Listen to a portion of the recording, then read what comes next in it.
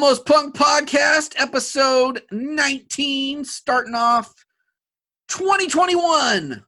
Whoop! I was promised everything is going to change this year. Everybody kept saying everything's 2020. So I thought 2021, we wake up, live in the euphoria. COVID is gone. Everything's gone. Poverty's gone. All social issues. Like everything's perfect. And I feel like I've been lied to a little bit. Well, we're delayed. How about that? Ah, okay. Yeah. I mean, the vaccine it's been invented. It's That's being true. sent out. People are getting it. I heard 2 million people have it. Mm-hmm. So that's something. Things are going. You're just not important enough to get one. Correct. Neither am I. So yeah. It'll just be a while. Yeah. But by the end of this year, we will be good. Yeah. So is that that's kind of in line with your expectations when they say 2021 will be the good year? By the end of 2021, things will be a lot better, right? Yeah. I mean, I'm optimistic at this point. Yeah, you're very optimistic. It's a little bit concerning. I'm not going to lie. Well, it's because they've invented the vaccine. Okay. If there were no vaccine and no hope for a vaccine, then I would probably be more like, meh, nothing's going to improve. Yeah, but we're Almost Punk Podcast. We're here to talk about music news, new releases, other things music related. Yes. Yes. And we have Dead Kennedys news. So funny. You don't hear from a band for quite some time, and then the weirdest thing happens. What's going on? Yeah, so this is the week that, United States of America had an attempted coup, as one does. And so it's just been, I guess we took an unscheduled podcasting break because everything's just been kind of exhausting and heavy. And I don't know, I agree, we missed one. We did miss one. But yes, and so then there was a thing on social media about Dead Kennedys posting that Romney is like an American hero. And then there's been a lot of other people in the punk community, like anti-flag, and I think even Jello Biafra posting like, what the fuck are they doing, and saying like, what is happening in this world? It's one thing if some band said, hey, Mitt Romney's not the worst Republican of all time or something, because it's not like Mitt Romney said anything bad, right? He said something that was anti-Trump. And if you're a Republican, then you're like, oh my God, someone criticized our fearless leader. Oh no. Yeah. It's just that it was the Dead Kennedys are the ones that jump out of the woodworks to give him props for being a good person. Strange. And then it turns out it wasn't. Well, this is what they say. Dead Kennedys say that they didn't actually tweet support for Mitt Romney. It was their social media manager that did that. Do you believe that? No. I mean, I think as a social media manager, your job is to promote the band. Your job is not to step in and show support to like pull it, like, unless they have a really bad one. Are Dead Kennedys a big enough band where they pay someone to be their social media manager? Yeah, I think they are, because I think a lot of labels just have a social media person who does a lot of the bands, as I'm guessing. Like, okay. Say Epitaph, they probably have an intern and they probably post stuff for all of the bands, or okay, so that they can do. So I could agree with that. I'm like a label. Like, they don't hire someone and they don't have like a team of PR, but they could be part of somebody who handles like 20 other accounts. Sure. Okay. A part-time contractor to help them figure out the technology that they cannot navigate themselves, something like that. Yeah, I mean, because, I don't know, posting all that stuff, it's a hassle. It's annoying to some. It's not everyone's favorite thing. You and I sometimes are behind on posting about stuff. I understand that. Yeah. But it seems really weird that the social media, that would be the issue, the social media manager jumps on, or the band. So I don't know. That's why I was like, do you believe it? Because just like you said, this is the dead Kennedys. They've never had anything good to say about the government. I mean, that's their whole thing. Yeah. California Uber alles, like holiday in Cambodia. What are they talking? So even if it was a contractor tweeting out on behalf of them, what are you thinking? What? It doesn't make any sense. I don't understand it. Well, if that's the case, you have to hire people who understand. You can't just go with the cheapest intern who's going to like USC because their parents bribed the college and they're just looking for a PR experience. Like, you have to at least get somebody who has heard the band's music. That's my recommendation if that's the route you're going. I interviewed East Bay Ray. Oh my goodness, it had to be over 15 years ago. It was right when Dead Kennedys semi-reformed without Jello Biafra.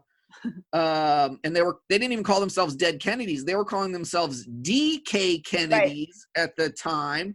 And I talked to East Bay Ray, and there was this whole controversy about did Jello Biafra withhold money from him and the rest of the band, and there was all this money problems. And so that was mostly what the interview I did back then was about. And he seemed like a reasonable fellow at the time. And then my boss, he interviewed Jello to kind of get the counterpoint. And Jello came across as reasonable. And so in the end, I just thought, oh, they're all good people, I guess. They're just squabbling over money because that's their only source of income, at least at the time. And I think the resolution was that the DK Kennedy members got the rights to take their albums that were on Alternative Tentacles off of Alternative Tentacles, and then they could go join another label. So that's probably how, like, if you were saying they're on another label or they're on another PR firm separate than Alternative Tentacles, then that's how they were able to free themselves from that situation. They're no longer working with Jello in any capacity, as I understand it. Yeah. So, long-winded explanation. It was crazy to like watch videos of Romney being bullied, but it seems like a really weird like thing to step out on. I don't, but yeah, it was very surprising. I was like, but on the, I guess in the kind of the life that we live now, I guess nothing is surprising anymore in a way. So it does go along with the new normal, as we call it. The funniest thing I saw was that Eve 6 tweeted, "So we're more punk than the Dead Kennedys now?" Oh, I did not see that. That is amazing. Oh my God. It's like the best. Eve 6. Oh man, stabbing Dead Kennedys. That's where we're at now. Wowza. Oh my gosh. What's up? What's next? Lit is gonna tell Bad Religion how to punk. I don't know. Yeah. Also, so a couple of things that have recently happened. Bad Religion had a couple of streams. They did, I think, 4 streams. They did songs from 80s, 90s, 2000s, and 2010s. I did the 1990s one because I think that's a really cool time for them musically. And also, that's not when I saw them. So I've already seen them in 2000. So I wasn't as interested in watching that. It was really fun. And they did kind of clips of interviews in between. And you could buy either one of them or all of them. And then NoFX was going to do a New Year's Eve show, but on January 1st. And first of all, I had so much doubt that they're going to be able to play it. Like, you're going to be sober enough to function, Fat Mike, at 2 p.m. on January 1st. Like, if I know what I know about you, like, that's not even possible. Well, remember the last live stream, in quotes, they pre-recorded it and then played it later. No. They said this was going to be live. That was real live. several times because, they got so much crap last time for not doing a live one. So they were like, it's going to be live, and they kept emphasizing live, but then they canceled it because corona cases are just out of control in California right now, and we're all on like much stricter lockdowns than we have been in the last couple of months. Yeah. So I was mad at Bad Religion at first because, like you said, they did the 4 decades and you had to pay for each one separately, and then you listen to it once and it's gone forever, unless you turn on your audio capture and capture it yourself or something like that. But nevertheless, I was mad, and then I thought about it. I've been thinking about it a lot lately. I'm like, I discover all these bands now because of Spotify and streaming services and whatnot, and I pay my $10. But they don't get any of it. I mean, if I listen to, let's say I listen to 100 bands, 1 song a piece during the month or something like that, each band gets 0.03 cents per stream. Even though I paid $10, the band makes less than a penny off of what I've spent. So if you're a band, and now I don't have to buy the CD because I just have it on my app that I can listen to whenever I feel like it. So they don't get paid. Yeah. There's no way to make money. And you're even and then they'd be like, well, whoop-de, too bad for them. Okay, that's true too. But then they would probably just stop being a band and go to work like a normal person would. But then there's no band and no music to listen to. So I guess I have to give them a pass. And I will also point out that you're paying for the premium account. There's people who have a free Spotify account. So I don't know if that impacts the band or what they make. Probably not because of the ads, but yeah, I mean, there's people who are not even willing to pay that much. And then we were going to talk about some of our favorite things from 2020. Favorite things. There's a lot of things we hated. Many things. Not going to talk about that, though. We've already been complaining about that all of last year. I made a top 2020 playlist. I guess we'll post that. We got to figure out about that. We can post it in our notes. We'll post the link to the Spotify in our notes, and I'll post it on our Instagram. So we'll have that. So do you want to say something positive about 2020? Oh, it's rough. Okay, the positive things. We did interview Mike from Riverboat Gamblers and Ephraim from Death by Stereo on our podcast, which was kind of crazy. And looking back on it, I'm like, how did we pull that off? I have no idea. How cool are those dudes? I mean, they were so cool. We didn't go through publicists, record labels. We didn't go through the Dead Kennedys PR poster on Twitter. Blah. No. You just went straight to Ephraim, straight to Mike.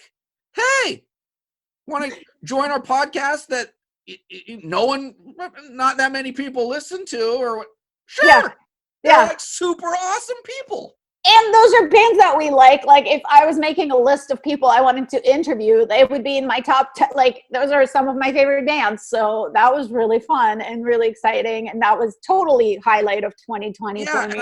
And not only that, but it's super amazing when there's a band that you love and then you reach out to a band member of that band and they talk to you and they're cool. Yeah, that's I'm just not used to that because I interviewed, I guess I talk all the I interviewed bands when I was a journalist. They were never, hardly ever were they people that I ended up liking, like just talking to one-on-one. Everyone was so cocky. Yeah. It was very hard. And, I talk a lot of shit too, so whatever. But anyway.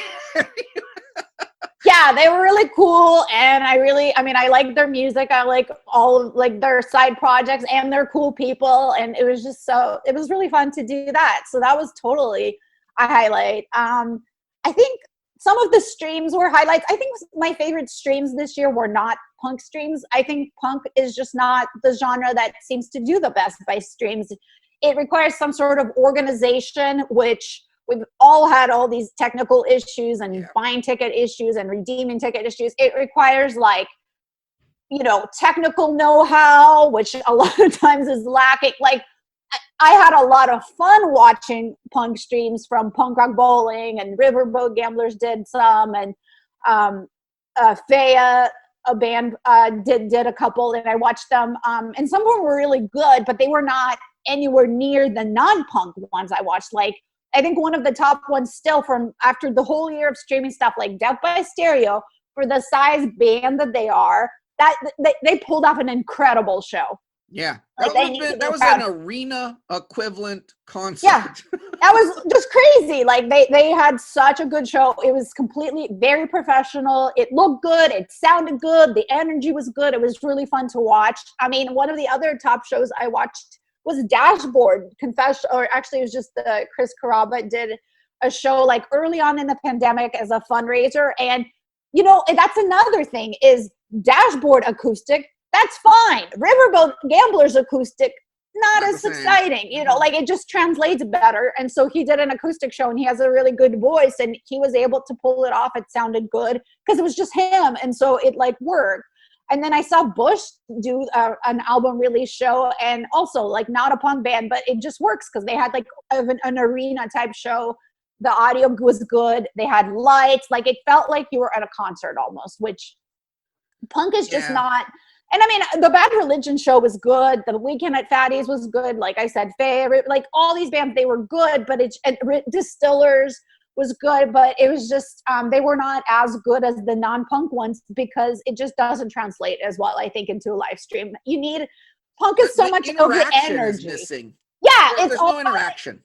There's no interaction, and that, like, you can't feel the energy, and it's really hard. Whereas like, other genres, I feel like, Thursday was one of the ones too that I really liked. So yeah, it's just kind of hard to pull off a good punk live stream is what I've discovered. I agree totally. I think they could change their format to be more interactive with some sort of live internet audience that might work, or something to change that in the future if we continue to do it for another year. Just in between songs, recognize that people are chatting in the background. You could read what they're saying, could answer some questions, tell some stories, play some songs. There's just so much more that could be done than we're going to play a 30-minute set. Yeah. And we're a punk band, when you lose all the energy, all the crowd interaction, like all the stuff that's good just besides the music that makes it cool. All gone. It's really hard. Like, it just makes you realize how much, which I already like know that, but it's such a live, like, certain genres are just much better for live, and this is totally one of those things. And then I was really excited to have new music from, you know, all the bands we talked about earlier this year. I think the Refused is always really exciting for me when they have new music, just because I think like getting into that band long after they were broken up or on their hiatus, it just makes me feel like there's, you know, like, it's hard to attain new music from them, and it always makes it more exciting because of, it was so, like, they had such a good album, and then it was like, you know, I didn't get into it until they were like on a hiatus. And then lastly, another thing I like this year is I discovered this like Instagram. I think they have other things, but it's like an online community called the Running Punks, and it's kind of cool because it's like punks who run. And I got into running this year, and I've never like been into running, and I've also never known like alternative people who enjoy any like the running or exercise as much. So and just kind of growing up, I don't know, like I'm sure I'm not the only person who was like bullied by the jogs growing up. So it's just kind of exciting to have like a community of alternative people doing something else, and like having a place where, you know, like other people like you are doing it. And I think that's really cool. Yeah, it's super cool when you can meet people that you're more likely to get along with doing other things besides the one thing that you have a bond over. If you can find other stuff to do, it makes making friends a lot easier. And this is like, I think they're in like UK, but they're doing like virtual runs. They just like post when they like, today is a run day, and people just posted their runs. Like, none of us ran together or anything, but at least it's just kind of cool. I don't know. It makes me really excited because I by the end of this year, you could be running with punks. Whoa. In real life. I'm gonna have to start a chapter. I don't know. Will I still be running if I can do other cooler things? I don't know. We'll see. That's a good question. Will life change then now that we can leave the house? Well, that's remains to be seen. remake. I mean, I don't know, but yeah. So those are some of my like positive things. But what about you? Positive for me, some stuff. Bad Cop, Bad Cop. Probably, I'd say Band of the Year, Yeah. Album of the Year as well. The Ride.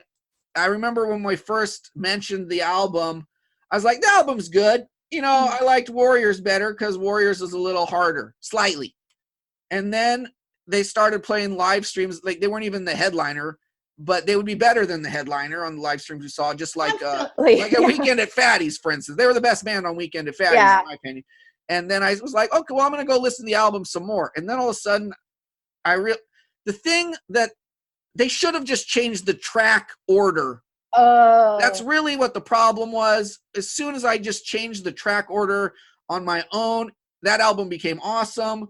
Pursuit of Liberty is probably the best song of the year that I've heard. You know, they also have Simple Girl. That song's also really good. Yeah. Cheese May also really. All of a sudden, like all these songs that are buried, they buried the good song. I don't understand who made the decision on why. Not that the first couple songs are bad. They're all good. You know, 10 out of the 12 songs are good. It's just they put really good songs way late. I don't get it. Like 6. I think Pursuit of Liberty is track 6. You know, I'm just skimming through an album. I'm not paying attention on track 6. You know, that should be track 1, 2, or 3. I don't understand it. Okay. So good. So anyway, bad. I'm criticizing the Band of the Year, Album of the Year, just here talking shit. That's what I do. I can't help it. Natural born critic. I don't. Anyway, Bad Cop, Bad Cop. Yeah, that's awesome. Actually, that is probably, I would agree. Out of all, like after criticizing, you know, punk live streams, like here's a band that just proved me wrong. Like they've continued to have so many good live performances on live streams and just killing it. Absolutely. And then, you know, bands discovered a ton of new bands that I never heard of before, like Plasma Canvas. I've just been digging this song Rot like for 8 months now. It's so good. And I would have never found them in a million years if it weren't for this year. Yeah. Super good. You know, Radkey, like I talk about, Green Room, that album's awesome too. And Refused, like you said, freaking amazing. Yeah. There's just so many good stuff. Anti-Flag, A Nation Sleeps, super awesome song.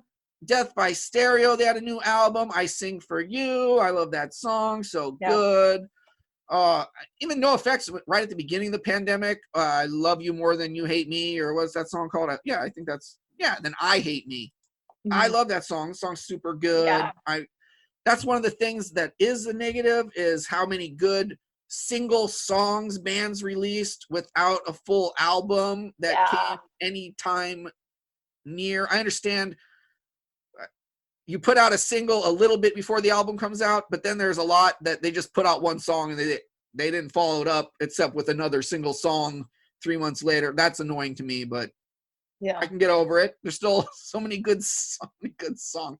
War on Women, freaking Wonderful Hell, that album's awesome. The Ash Is Not the End, that's probably my favorite track on that one. Yeah, it was a strong year for releases. Like there's a lot of, even though some bands held off on releasing things, there's still so many things that we found that was like really good. So that was totally a positive. Yeah. And then I guess my favorite new band that I found strictly because of pandemic, Baboon Show. Crazy good band. I don't know anything like it. Ramonesy mixed with Turbo Negro, mixed with L7, mixed with 70s classic rock. It's just, I understand that not everyone's going to be into it, but that's like, for some reason just connects with me. I just love them. And I think it's like you were saying, is I'm born in the United States. I live in the Bay Area. I don't do anything. I don't have any worldview. I don't notice anything. And all of a sudden you find other cultures do different things. Yeah. They play punk differently than American punk. There's like New York punk, LA punk, not the same. And like, I just don't have any European experience. I know nothing about Europe.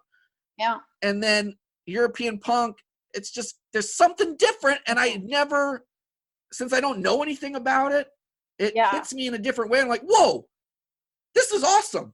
This is Yeah. just a different way to do it. And it blows my mind how good it is.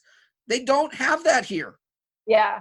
There would never be a band like Baboon Show that came from the Bay Area or LA, or it's no, like, yeah. no band is going to have any sort of sound like Golden Earring and Turbo Negro in the same song. It's just not an American thing. But maybe that's what it is. Yeah. And I mean, I'm also a highlight of 2020 is that we got through a year of podcasting, like stumbled through it quite a bit. And we didn't put out things consistently, and we had a long break because we thought quarantine was going to last a month or whatever. Just like most people did. But I'm excited because that's something we talked about for like a year before doing it. And then we just did it. And also, it was really cool to see some of the, like, get to know bands on a more personal levels because of all these live streams of them at home and stuff like that. That was a rare opportunity. I mean, I'm ready to be done with the pandemic, and it was not a good year by all means, any means. I'm not like here saying like that was all awesome. I want more of that, but there was definitely some highlights. There was a lot of lowlights. Oh yeah, because of racism and Black Lives Matter and cops killing people, I opened my mind up to new things. Am I missing something? Yeah, I'm missing a ton of stuff. Just like I was talking about, I don't know anything about Europe. There's bands, there's black bands, brown bands, white bands. There's tons of stuff out there that I'm not paying attention to.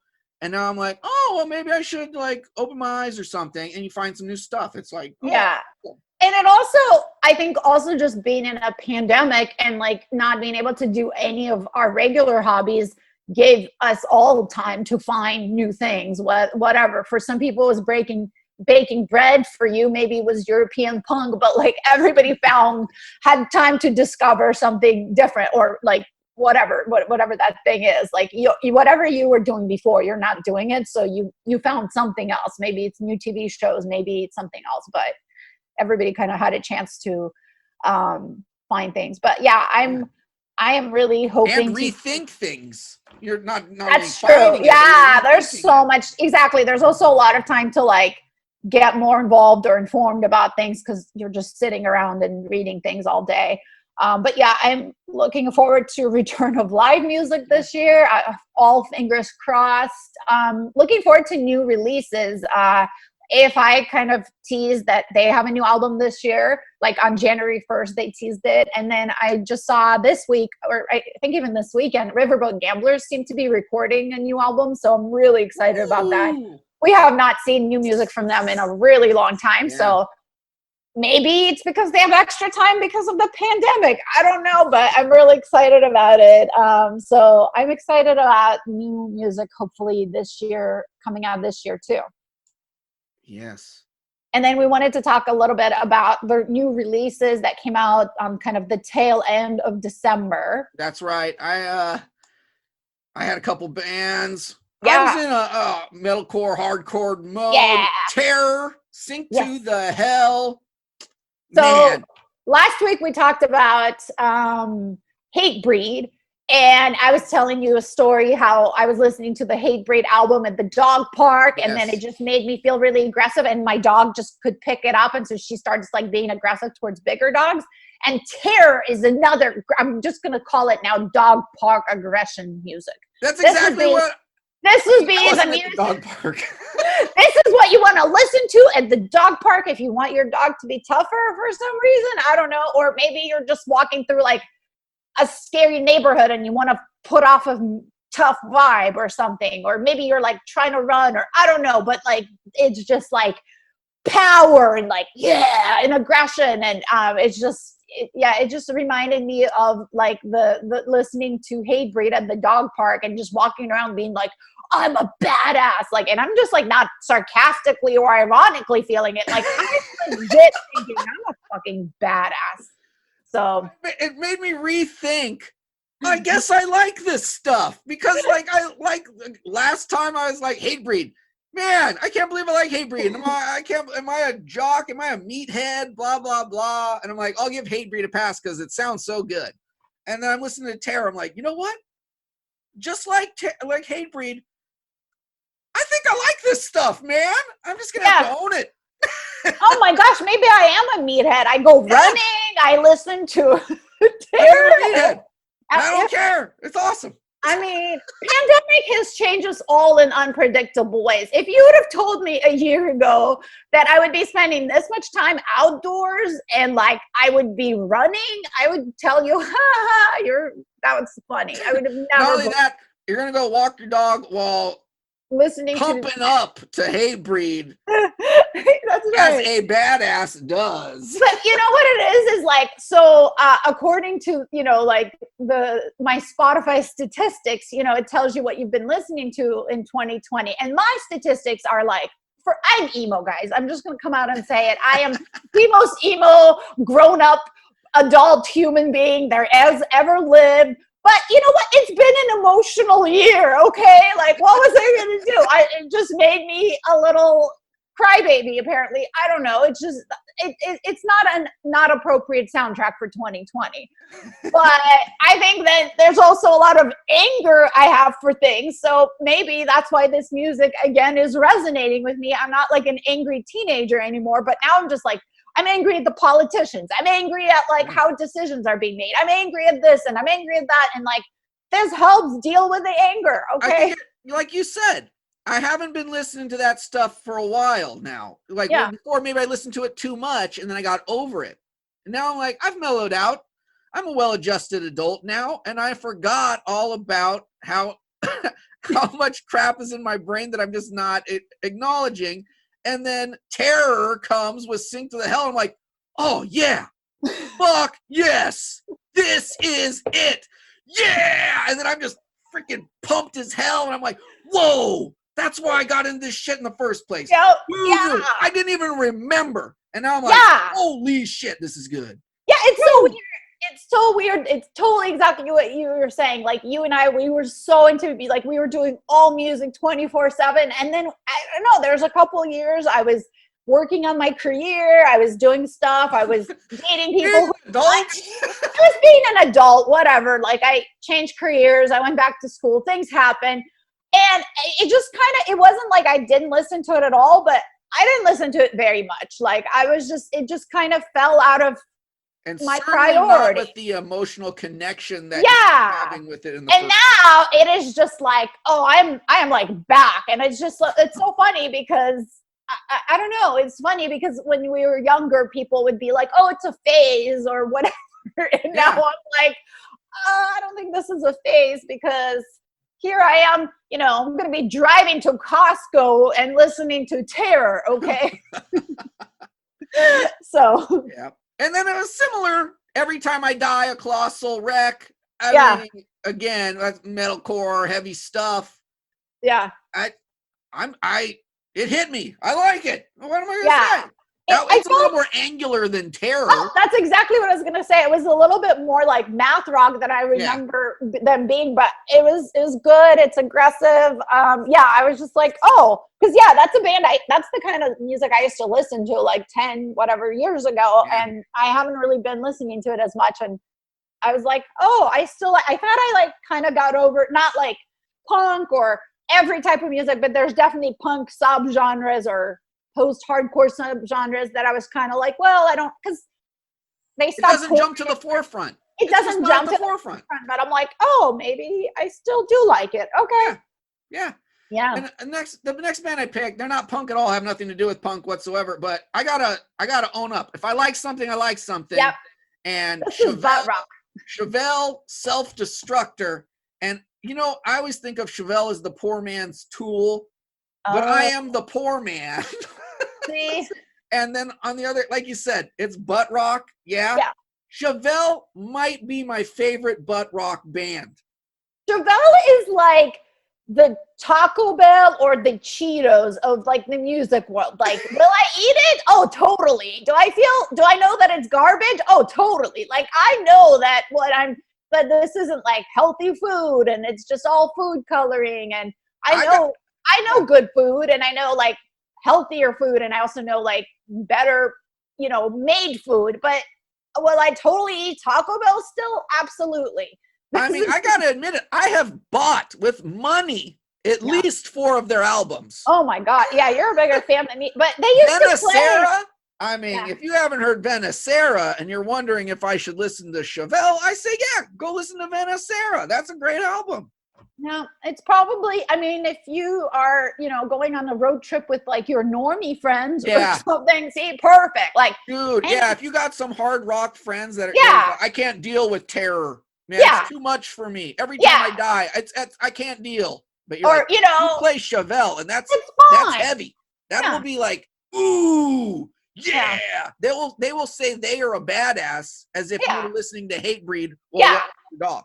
And I mean, we all know you're not a badass unless you're listening to Hatebreed or Terror at your dog park. But like, that you can, be on meet people in the middle or whatever. Yeah. Chevelle, the badass band for non-badass. Yeah. I mean, they used to play all these like skate festivals that we've been to. They would like I mean, Chevelle, they've been around for a long time, so maybe it's not the same. I don't know what they look like anymore, but at the time when they first got popular, they were basically a boy band. That was just heavy. It was like the lead singer was like, he was just a good looking guy. He's like Ricky Martin or something like that. He's just like a baby face, pretty boy. And they just played music that was wannabe Tool. Man, I still liked it. What can I say? Basically, Avenged Sevenfold is the boy band if you like really ripped tattooed dudes, and Chevelle is the boy band if you like dudes that kind of look, they'll blend in a crowd.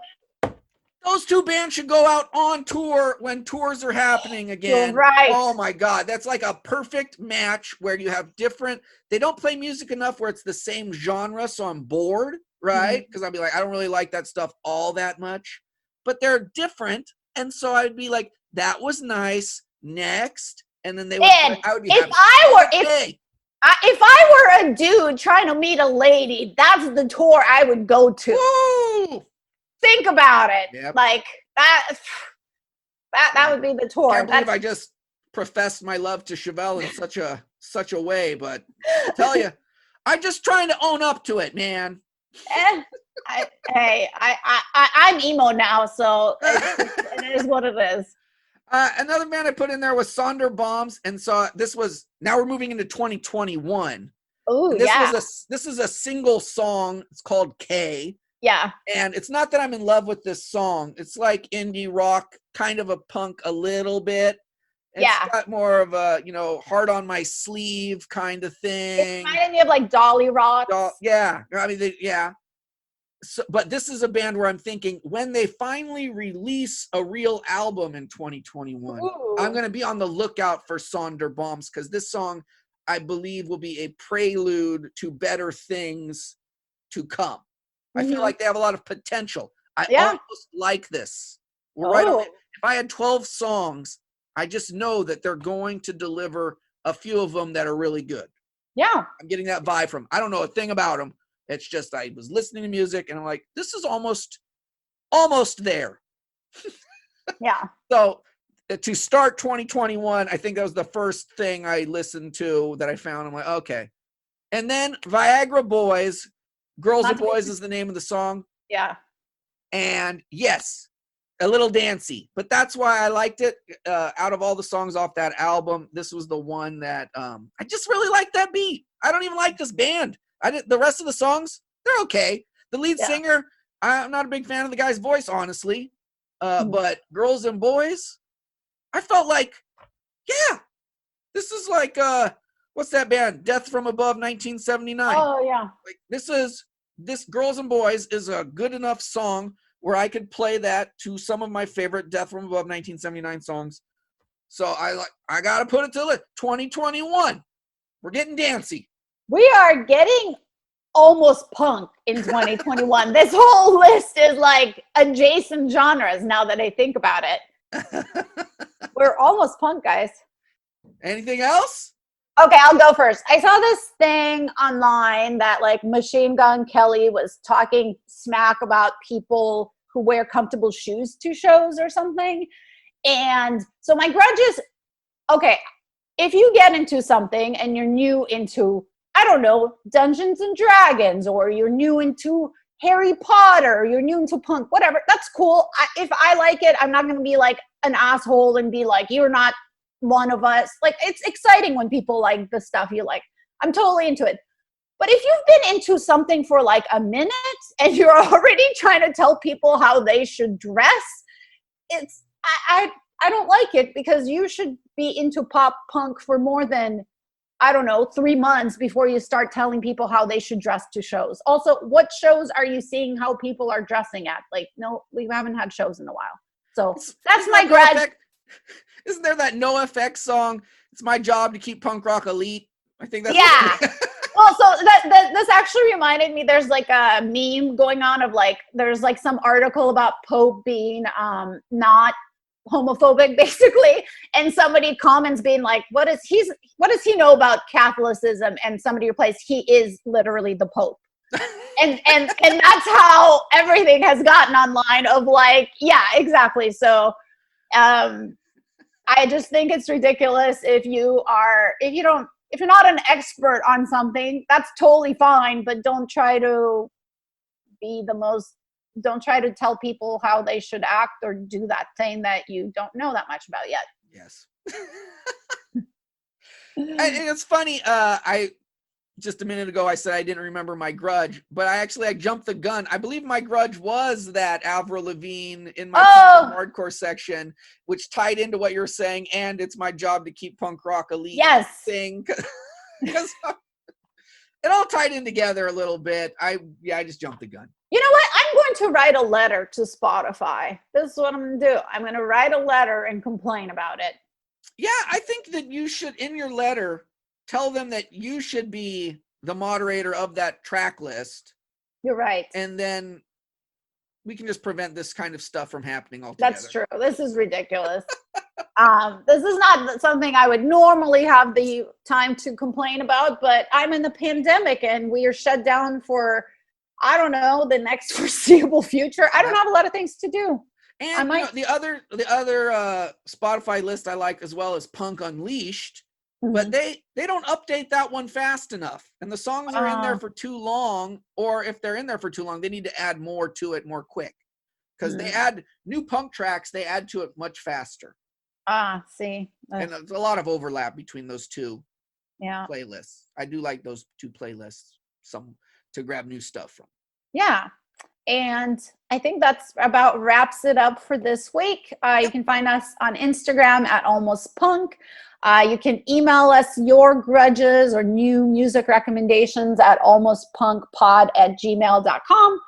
And we will be back. I think our goal for this year should be to stick to a more consistent recording schedule.